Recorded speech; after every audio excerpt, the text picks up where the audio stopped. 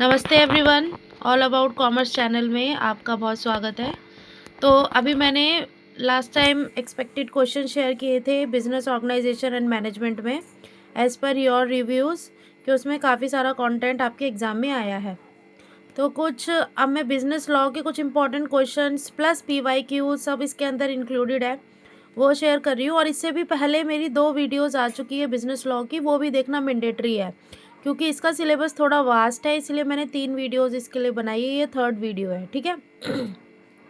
तो ये है business law important question, BCom semester 1 DUSOL NC web regular के लिए है ये, ठीक है। तो पहला क्वेश्चन देखते हैं। What legal constraints part from being a minor और unsound mind may affect a person capacity to enter into a contract explain. इसके अंदर आपको ना कुछ एक्सेप्शंस बतानी है, कॉन्स्टेंट्स बताने, क्या क्या बाधाएं हैं, ऐसे कौन कौन सी सिचुएशंस हैं जहाँ पे माइनर और अनसाउंड माइंड वाले पर्सन इंटर नहीं कर सकते, ठीक है। तो इसको एक्सप्लेन करना है।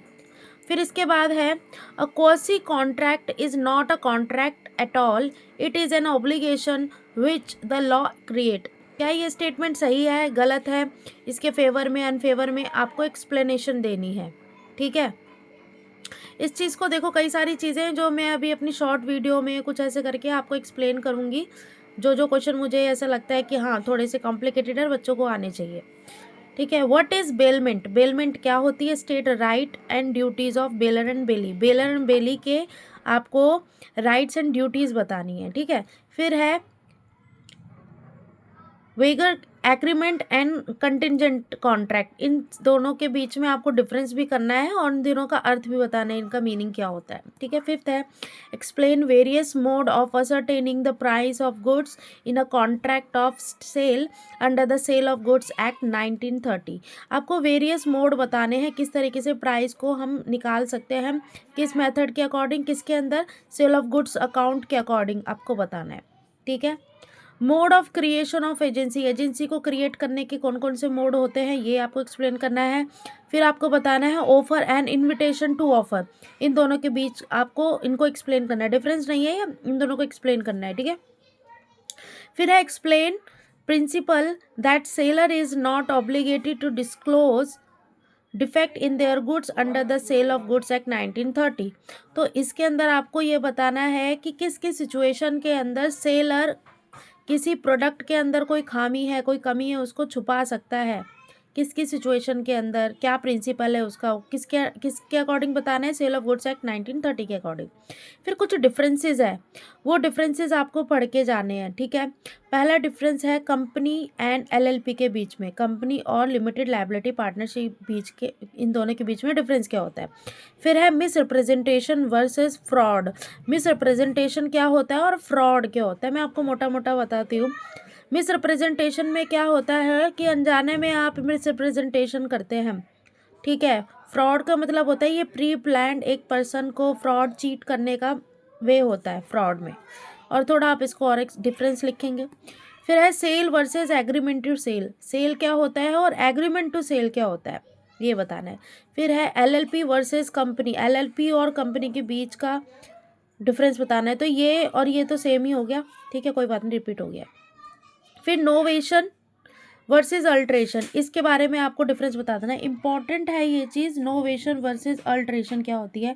फिर है quantum meruit and caveat emptor, very important. ये कुछ वर्ड्स जो होते हैं ना, ये लैटिन भाषा में अलग अलग होते हैं, इनको पढ़ना है, जाना है, क्योंकि हो सकता है कि सिर्फ ये वर्ड दे दे और आपको एक्सप्लेनेशन मांगे कि भाई अब एक्सप्लेन करो ये होता क्या है, ठीक है।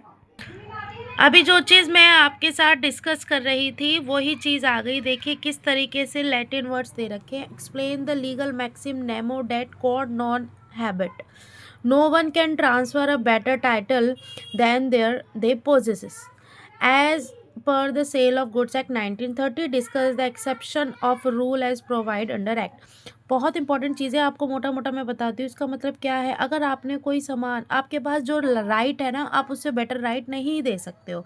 क्यों? अगर आपने कोई चोरी का सामान आपने निकाला है और आप किसी बंदे को सेल करते हो और सेल करने वाला कहे कि भाई मुझे तो पता ही नहीं था कि इस बंदे ने चोरी की है, चोरी से वो सामान मुझे दिया है, मेरे पास तो लीगल राइट है। नहीं, आपके पास लीगल राइट है और करेक्ट राइट या बेटर राइट नहीं आएगा आप, क्योंकि उसने खुद चोरी से निकाला है। तो अगर वो सामान प्राइमरली ही शुरू में ही अगर गलत तरीके से पोजेस किया गया है, तो दूसरे पर्सन को भी वो अगर बेचेगा या देगा तो वो अच्छा राइट नहीं दे सकता है। ठीक है, इसी को आपको एक्सप्लेन करना है।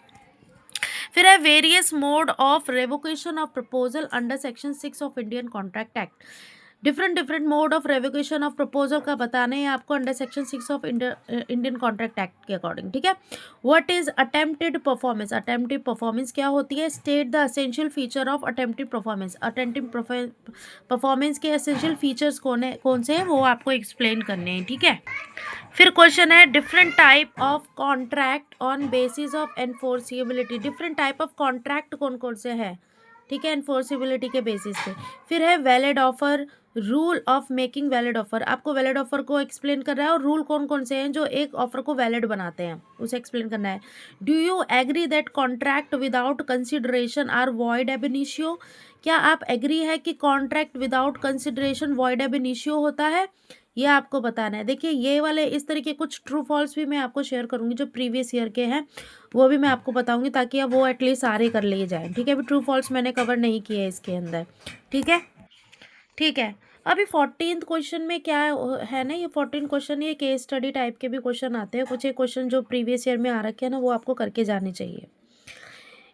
अभी मैं आप कहेंगे तो मैं ये जो केस स्टडी के क्वेश्चन है वो भी लिख के दे दूंगी और उनके आंसर भी बता दूंगी, लेकिन आप इंटरेस्टेड हैं, आप चाहते हैं तो उसे कमेंट बॉक्स में लिखेंगे, तभी मैं उसके लिए लेबर करूंगी, अदरवाइज नहीं करूंगी मैं। ठीक है, A offer to sell his red car for ₹10 lakh. A ने ऑफर की है अपनी कार 10 लाख में बेचने के लिए बी को।